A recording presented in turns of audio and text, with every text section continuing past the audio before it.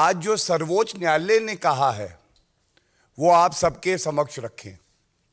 सबसे पहले मैं बताना चाहूंगा, पिछले 9 वर्ष से श्री नरेंद्र मोदी जी देश की सेवा में पूरी तरह से समर्पित हैं और भारतीय जनता पार्टी की एक नीति है जीरो टॉलरेंस फॉर करप्शन।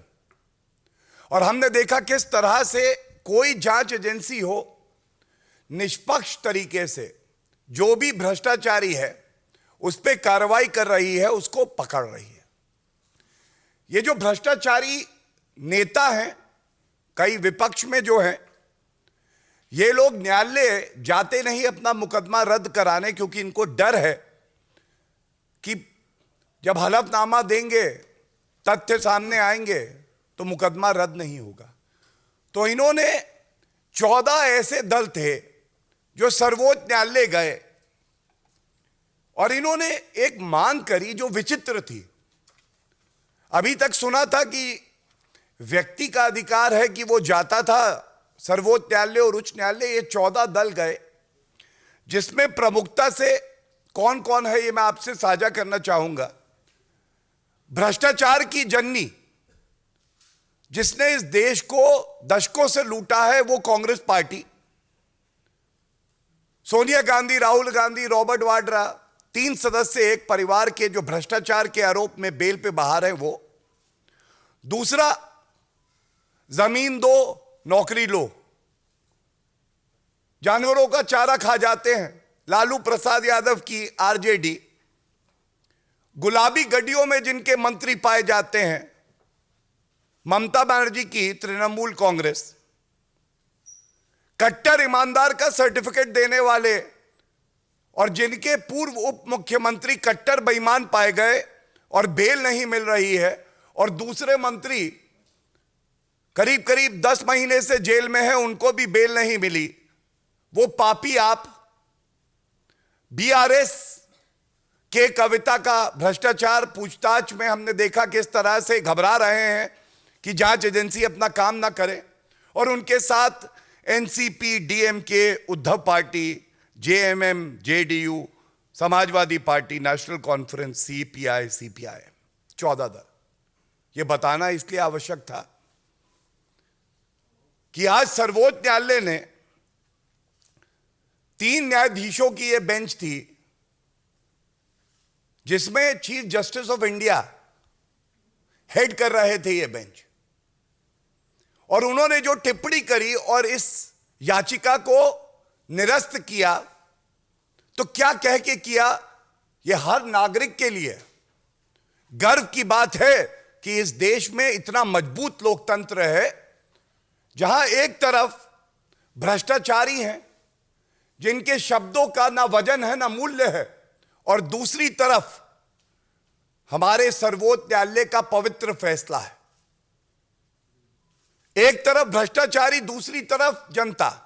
एक तरफ ये भ्रष्टाचारी दल, दूसरी तरफ एक ईमानदार प्रधानमंत्री और जांच एजेंसी।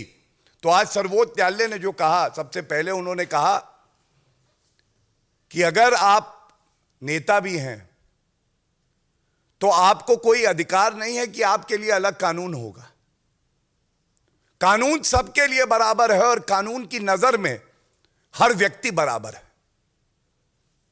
कानून सबके लिए बराबर है और कानून की नजर में हर व्यक्ति बराबर है, इसलिए हम आपकी याचिका को एंटरटेन नहीं करेंगे।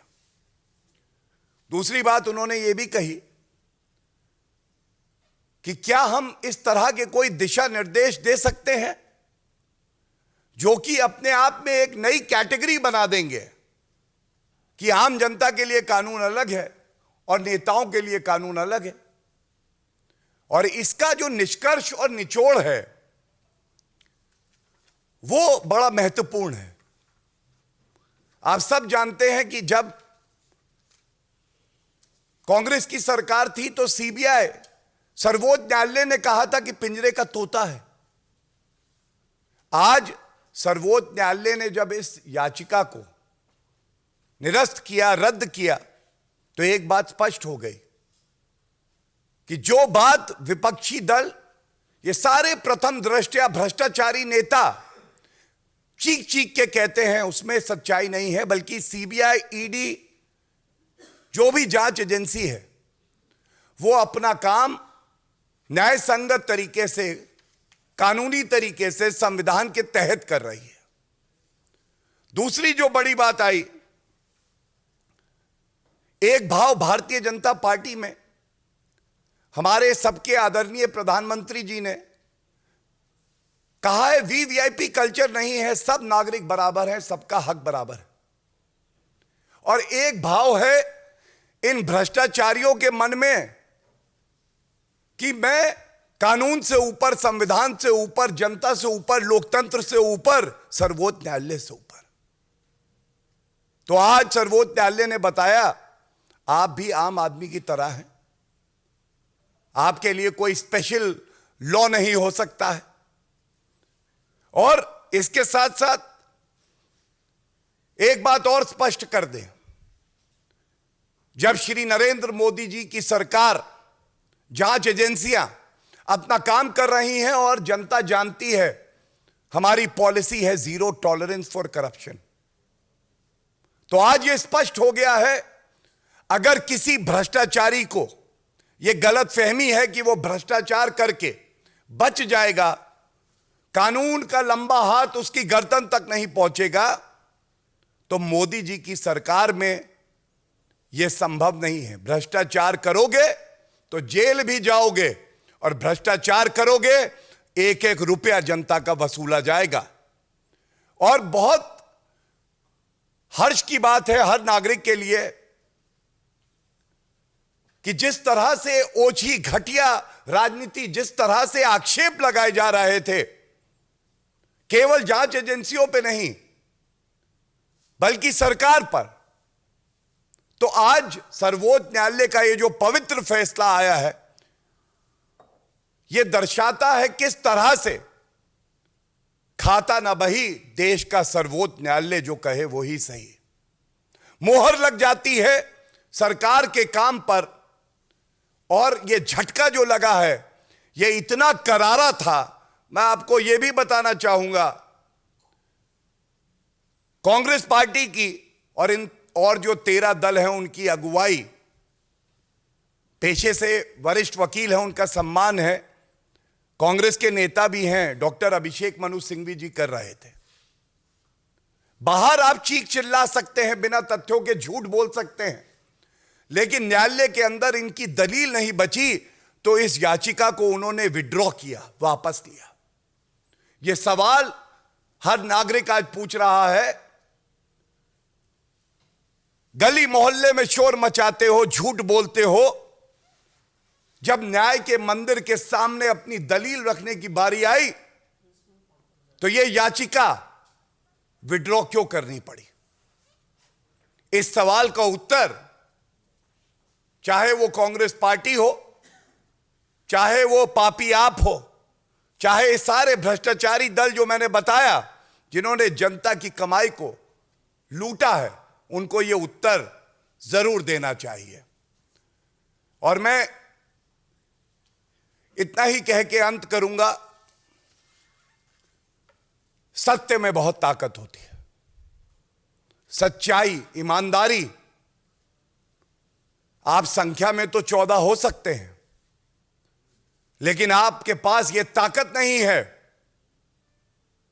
कि जो एक मुहिम हमारे ईमानदार प्रधानमंत्री जी ने छेड़ी है, जो जांच एजेंसियां ईमानदारी से अपना काम कर रही हैं, कानूनी तरीके से कर रही हैं, उसको आप रोक सको। और आज सर्वोच्च न्यायालय की मोहर लगने के बाद यह स्पष्ट हो गया है कि न्याय, ईमानदारी, सच्चाई और कानून वो किस तरफ है। धन्यवाद। तो संजय राउत को केवल इतना कहना है, दंगे स्पॉन्सर जो कर रहा है वो संजय राउत और उनका जो दल है वो करता है, लेकिन एक बात जान ले, यह महावसूली अघाड़ी की सरकार नहीं है। जो व्यक्ति दंगा भड़काने का प्रयास भी करेगा उस पर उचित कार्रवाई, सख्त कार्रवाई, ठोस कार्रवाई होगी। और ये ममता बनर्जी की सरकार नहीं, ये बिहार में जंगल राज की सरकार नहीं कि अपराधी का धर्म देख के कार्रवाई हो। यहां कानून का राज होगा और जो भी दोषी पाया जाएगा उसको सख्त से सख्त सजा मिलेगी। देखिए, अगर भ्रष्टाचारी के आंसू निकले तो यह लोकतंत्र के लिए अच्छा है, और उनका रोना कम हो या ज्यादा हो इसकी फिक्र हमें नहीं है। कोई भ्रष्टाचारी बचने ना पाए, जनता का जो रुपया इन्होंने लूटा है वो वसूला जाए, जो भ्रष्टाचारी हो उसको सजा हो, यही आम जनता चाहती है और यही भारतीय जनता पार्टी करके दिखाएगी। किसी का और कोई सवाल है? एक इंच भूमि भी किसी के कब्जे में नहीं गई है। केवल भ्रम पैदा किया जा रहा है, झूठ बोला जा रहा है। देश पहले भी स्पष्ट कर चुका। तेलंगाना के अंदर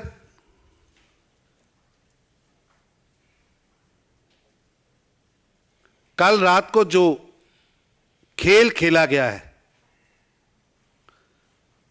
वो असंवैधानिक भी है और गैर कानूनी भी है। भारत की सबसे बड़ी पंचायत लोकसभा के सदस्य को, जबकि हाउस चल रहा हो, उनके घर से जबरन बिना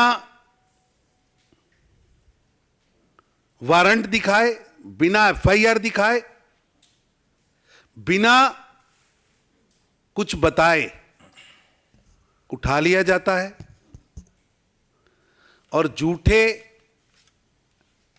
मनगढ़ंत पर्चा उन पे दर्ज कर दिया जाता है।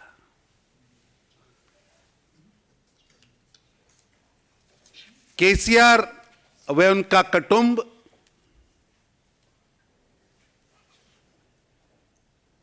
भ्रष्टाचार में पूरी तरह फंसा हुआ है।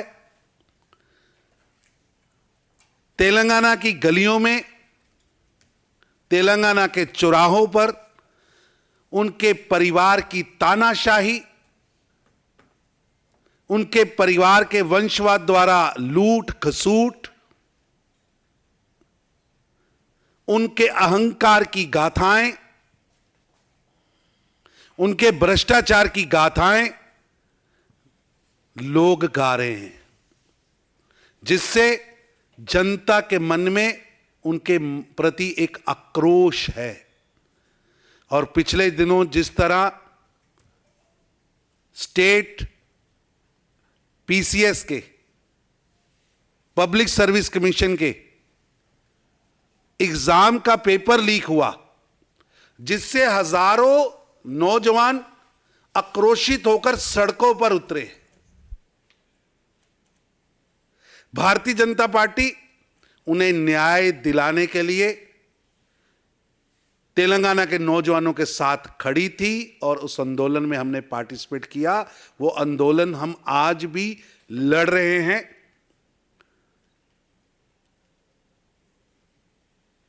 उस पेपर लीक से ध्यान हटाने के लिए और अपनी निकम्मी सरकार से ध्यान हटाने के लिए ये झूठा मनगढ़ंत पर्चा रजिस्टर्ड करके केसीआर कुटुंब, केसीआर सरकार डाइवर्ट करने की कोशिश कर रहा है।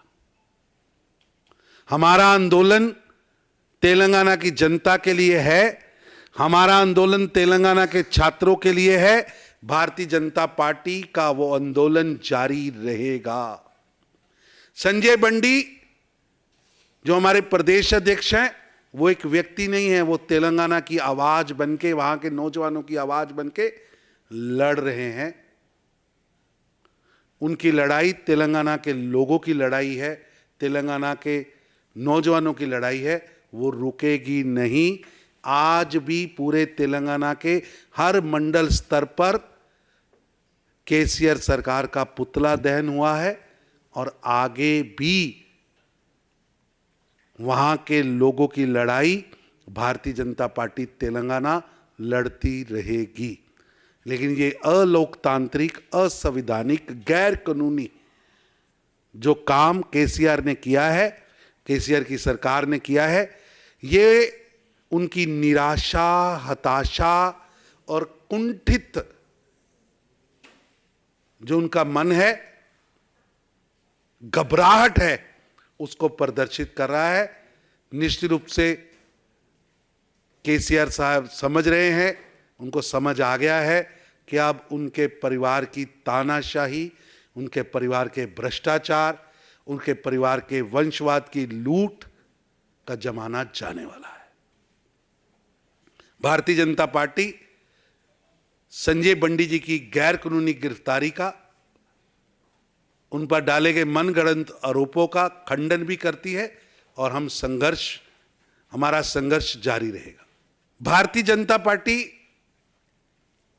लगातार 26 मई 2014 से हमारी प्रधानमंत्री श्री नरेंद्र मोदी जी के नेतृत्व में जो पहली कैबिनेट हुई थी, उसका पहला प्रस्ताव था जीरो टॉलरेंस ऑन करप्शन, और उस पर पल पल, दिन दिन हमने पहरेदारी भी दी है और उस पर लगातार काम किया है। एक जमाना था कि आप बोफोर्स तोपों की दलाली भी करो, आप चारा भी खाओ, 12 लाख करोड़ रुपए का घोटाला भी करो, कोला भी खा जाओ, कॉमनवेल्थ गेम्स में घोटाला करो और बड़ी बड़ी गाड़ियों और जहाजों में घूमो।